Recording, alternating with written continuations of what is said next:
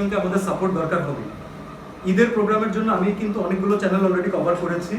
আমি main target ছিল যে সবার সাথে অ্যাটলিস্ট একবার হলেও আমার কোনো না কোনোভাবে দেখা হবে।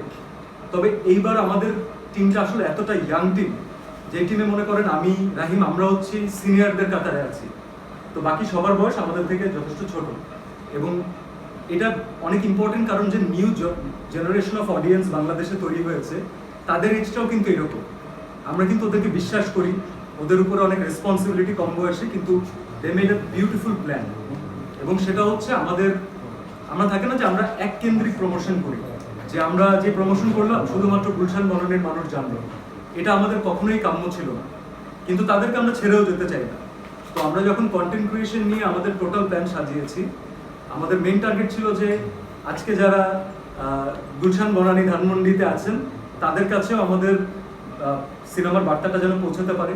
ঠিক একইভাবে বরিশালে, চিটাগংয়ে, ময়মনসিংহে যে ছেলেটা আছে, যে স্টুডেন্ট অথবা যে সিনেমা নিয়ে আগ্রহ প্রকাশ করে, তার নিউজ ফিডেও যেন অবশ্যই পৌঁছায়।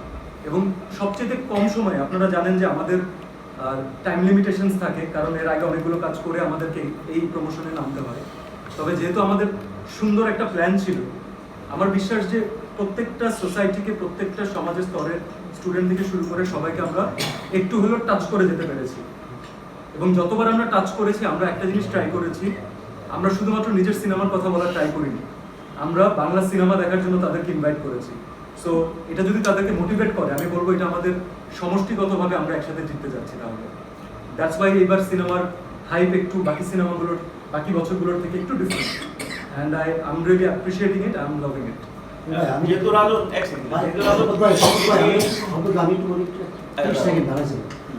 সিনেমা কোনটা ভায়োলেন্স, কোনটা এই সেই জঙ্গলি, আমার কাছে মনে হচ্ছে কোনোভাবে ফ্যামিলি ওরিয়েন্টেড কিনা, বা শেষে কিন্তু আমরা একটা বাচ্চাকে সম্পর্কের গল্প বলবো, আমরা গল্প শুনতে চাই না, ফিলটা কি ইয়াহু নাকি আসলে গল্প শুনতে চাইলে আপনাকে আলাদা নিয়ে আমি টিকিটের প্রাইস আগে রাখবো, তারপরে শেয়ার করব সম্পর্ক বা কোনো বর্তমান সময় যে কাজেট করবে কিনা কোনোভাবে। আমরা বাচ্চার সিন টিজারে দেখে মনে হয় তো আছে পরিবার সহ সিনেমা হলে যেতে পারবে কিনা, exactly it's a big question. Thank you. না সেন্সর বোর্ড থেকে কিন্তু এরকম একটা ইয়ে আসছে। আমি একটু শুনে এটা শুনে সমদ ভাই আমারটা শুনে তারপর আপনি বলুন। সিনেমাটা আমরা প্রমোশন যখন স্টার্ট করেছিলাম, তখন আপনারা খেয়াল করেছেন যে আমাদের অ্যাকশন একটা প্যাটার্ন ছিল। সেই লুকটা দিয়ে কিন্তু আমাদের দর্শকদের সামনে আসা এবং দর্শকদেরকে একটা নতুন সিনেমাতে প্রথম 1 বছর আগে একটু হলেও ইন্টারেস্টেড ফিল করানো। ঠিক ইমিডিয়েটলি পরে আমরা এসেছি, এরপরে আমরা একটা রোম্যান্টিক ইমেজ নিয়ে এসেছি, যেটা ওয়ার্ক করেছে। এরপরে আমরা টিজারের সর্বশেষ আমাদের একজন খুব খুব খুব ইম্পর্টেন্ট কাস্টকে ইন্ট্রোডিউস করেছি লাস্ট 5 to 10 সেকেন্ডসে। এখন আপনারা বলতে পারেন যে এরকম কেন? যতগুলো এলিমেন্ট আমরা ইন্ট্রোডিউস করিয়েছি, কোনোটাই কিন্তু সিনেমার বাইরের না। শুধু আমাদেরকে এটা প্ল্যান করতে হয়েছে আমরা কোনটা আগে করব, কোনটা পরে করব। এখন যেহেতু সিনেমা একেবারে রিলিজের টাইম, এবং আমরা আমাদের টিজার অলরেডি রিলিজ করেছি, ইনশাআল্লাহ হয়তো ট্রেলারও আপনারা দেখে ফেলবেন। সিনেমাটা, আমি আপুর প্রশ্নের উত্তরেই ডিরেক্টলি যেতে চাই। সিনেমাটা আমরা প্রথম বানিয়েছি, যদি আপনি আমাকে একটা জনরার অডিয়েন্সকে ফোকাস করে বলতে বলেন, আমি বলবো দ্যাট ইজ ফ্যামিলি অডিয়েন্স। আমি ওইভাবে বানানোর চেষ্টা করেছি যেন আমি আমার সন্তানকে এই সিনেমা দেখাতে পারি। আমার খুব ইচ্ছা থাকবে যে আপনারা, এবং এমন একটা ইম্পর্টেন্ট ইস্যু আমরা এখানে অ্যাড্রেস করেছি, একজন দুজন বলেছেন যে কোনো মেসেজ আমরা পাবো নাকি, সামাজিক মেসেজ পাবো নাকি। দেখুন, সিনেমাতে মেসেজ দিতে দিতে এই ধরনের কথা শুনতে শুনতে না আমাদের সিনেমা ইন্ডাস্ট্রি অনেকটা পিছিয়ে গেছে, যেখানে পৃথিবীর সব সিনেমা প্রথম ফোকাস হচ্ছে এন্টারটেনমেন্ট। তো আমাদের সিনেমার কাজ হচ্ছে আপনাদেরকে বিনোদিত করা। সেই বিনোদনের মাঝে আপনাদেরকে যদি একটা সুন্দর গল্প আমরা বলে যেতে পারি, যার রেশ সিনেমা হল থেকে বের হওয়ার পরেও আপনার ফ্যামিলির কাছে থেকে যাবে, বাসায় যাওয়ার পরে আপনারা হয়তো খাবার টেবিলে একটু ডিসকাস করবেন, আমার মনে হয় that is the winning moment for us. কারণ মেসেজ দেওয়ার জন্য পোস্টাল সার্ভিসেস আছে, ডাকঘর আছে, রাইট? আমি বলতে চাচ্ছিলাম যে কিভাবে বর্তমান সময়কে কানেক্ট করবে কিনা, বিশেষ করে টিজারে বাচ্চার সাথে আপনার এক ধরনের যে সম্পর্ক আমরা দেখি। আমি পুরোপুরি আপনাদেরকে সেই জায়গাতে নিয়ে যাব না, ক্ল্যারিফাই করবো না। তবে আপনারা ভালো মতো জানেন, আরো বেশি জানবেন যে আপনারা কি এখানে অনেকেই তো সন্তানের বাবা আছেন, রাইট? আপনারা অনেকে জানেন, আমি নিজেও সন্তানের বাবা। তো আমি এটা বলতে পারি যে একজন এই মুহূর্তে সামগ্রিক বাংলাদেশের অবস্থানে একজন ছেলের বাবা হওয়া আর একজন মেয়ের বাবা হওয়ার মধ্যে কিন্তু পার্থক্য আছে। একজন মেয়ের বাবাকে কিন্তু অনেক এক্সট্রা জিনিস মাথায় রাখতে হয়, এবং তা কেন রাখতে হয়? কারণ আমরা সেই বাচ্চাদেরকে আমরা সেই সেফটি সিকিউরিটি উই এনভায়রনমেন্ট দিতে পারিনি। আমরা একটা বিচারও প্রপারলি ইনস্ট্যান্টলি করতে পারি না, সেটার জন্য আমাদেরকে দীর্ঘ সময় অপেক্ষা করতে হয়।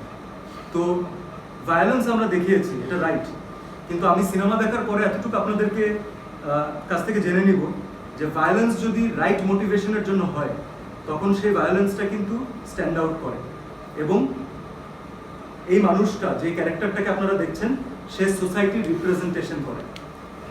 আমি এতটুকু বলে শেষ করতে চাই, কারণ এই মুহূর্তে এই টপিকটা নিয়ে, যেটা নিয়ে আমরা কথা বলেছি সিনেমাতে, সেটা নিয়ে কথা বলাটা খুবই দরকার।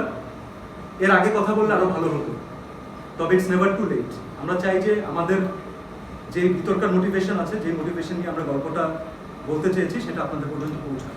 যেহেতু মানে আমি সম্বোধন লাস্ট যে 20 সেকেন্ড বা 10 সেকেন্ড 5 সেকেন্ডের যে একটা শিশু বাচ্চাকে দেখা যায় জঙ্গলির কাঁধে তুলে নেওয়া, মানে একটা জেনারেশন, মানে মেয়েটাকে যে কাঁধে তুলে নিল জঙ্গলি, মানে তাকে কি যে সাপোর্টটা, তাকে যে ভরসাটা দিল, এইটার ব্যাখ্যাটা কি? মানে কি বোঝা যাচ্ছে সমসাময়িক যে ঘটনাগুলো ঘটতেছে 2 বছরের মেয়েরা হচ্ছে আসিয়ার ইস্যু, বা এই সময়গুলোকে আসলে কিভাবে আপনারা কি ধরতে চেয়েছেন কিনা, এরকম কোনো ইস্যু এখানে রাইজ? আমি শুধু আসিয়ার গল্পের কথা বলবো না, আসিয়া তো একটা রিপ্রেজেন্টেশন। তবে আমি আপনাদেরকে কিন্তু একটা কথা আমাদের টিজারের ভিতরে ক্লিয়ার করে দিয়েছি, যেটা নিয়ে যদি আপনাদের বাই এনি চান্স কারো কোনো দ্বিমত থাকে। অনেকে প্রশ্ন করেছেন যে আমরা কি কোনো কিছু দিয়ে ইন্সপায়ার্ড নাকি, অন্য কোনো বিদেশি গল্প দিয়ে ইন্সপায়ার্ড নাকি। আমরা কিন্তু খুব সুন্দর করে প্রথম দিন থেকে জানিয়ে দিয়েছি যে this is inspired from true events in Bangladesh. এবং ইভেন্টস তার মানে কিন্তু আমরা শুধুমাত্র একজন আসিয়ার গল্প বলবো না, তবে আমাদের যে ইস্যুগুলোকে অ্যাড্রেস করা দরকার, আমি একটু আগেই বলছিলাম যে এমন অনেক বার্নিং ইস্যুস আছে যেগুলোকে আমরা যদি অনেক কঠিনভাবে বলতে চাই তো নিউজের মতো করে আপনারা দেখবেন, এরপরে একটু কষ্ট পাবেন, তারপর ভুলে যাবেন, স্ক্রল করবেন, অন্য কিছুতে চলে যাবেন, যেটা আমাদের জীবনটা এত ফাস্ট হয়ে গেছে 3 সেকেন্ডের লাইফ টাইম। সেটা না করে আমরা চেয়েছি যে একটা গল্পের মাধ্যমে আপনাদেরকে এই সাবজেক্টের ইম্পর্টেন্সটা তুলে ধরতে, এবং সেটা যেন আপনাদের সাথে দিনের শেষে কানেক্ট করে, বোরিং ওয়েতে না, একটা এন্টারটেইনিং ওয়েতে, যেটা অনেক দিন আপনাদের ভিতরে যা রেশ রয়ে যাবে। আপনারা দ্বিতীয়বার যেন একটু ভাবেন যে আমরা যা করছি অথবা যেভাবে ট্রিট করছি, যত সহজে নিচ্ছি, ব্যাপারটা কি এতটাই সহজ? আর যাকে আমরা সমাজের পারফেক্ট মানুষ মনে করি না, যে স্যুট প্যান্ট পরে না, যে ভালো সোসাইটিতে বিলং করে না, চলে না, সে কি আসলেই নিকৃষ্ট মানুষ, নাকি সে তথাকথিত সাধারণ ভালো মানুষের থেকে অনেক গুণে ভালো?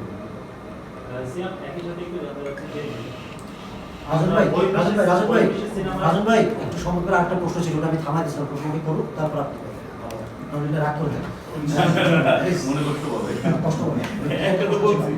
আচ্ছা, ওই যে কাজী হায়াত নাকি যেন নকশা সেন্সর, হ্যাঁ সেন্সরের যে ইস্যুটা, জি, মানে সেন্সর বোর্ড থেকেই কিন্তু একটা না ভাই একটু কাইন্ডলি লোকটা যে প্রশ্ন তো মাঝখানে সহজে হবে একটু কঠিন প্রশ্নটি আজকে। মানে সেন্সর বোর্ড থেকেই একটা প্রত্যাশার ইয়ে আসছে যে এটা আসলে কাজে আছে নশা বা ওরা দেখছে ছবিটা, ওই ইস্যুটা আসলে তুমি তো জানো, সেটা নিয়ে কি বলতে চাও যে তাদের যে সিনেমা তো দর্শক ঈদের দিন থেকে দেখবেন, তবে এটা ফ্যাক্ট যে বাংলাদেশে পরিপূর্ণ সিনেমা যদি প্রথমে কেউ দেখে সেটা সার্টিফিকেশন বোর্ডই দেখেছেন, এবং যারা ওখানে আছেন তারা নিজের নিজের অবস্থান থেকে আমি বিশ্বাস করি সবাই সবার যোগ্যতাতেই থাকেন এবং তারা তাদের কন্ট্রিবিউশন রেখে গেছেন। তারা যদি সিনেমাটা প্রথম দেখাতে তারা যদি প্রেইজ করেন এবং তারা যে পয়েন্টগুলো বলেছেন, পার্টিকুলারলি মেনশন করেছেন এটা ফ্যামিলির জন্য it is going to be a beautiful treat. তারা মেনশন করেছেন পারফরমেন্স নিয়ে, যেই বার্নিং ইস্যুটা রিসেন্টলি আমরা কথা বলতে চেয়েছি সেটা নিয়ে তারা প্রশংসা করেছেন, সামগ্রিকভাবে গল্পের গাঁথনি নিয়ে তারা প্রশংসা করেছেন। তো প্রত্যেকটা জিনিস তারা অলমোস্ট টাচ করে গিয়েছেন। আমি ভেরি মাচ গ্রেটফুল।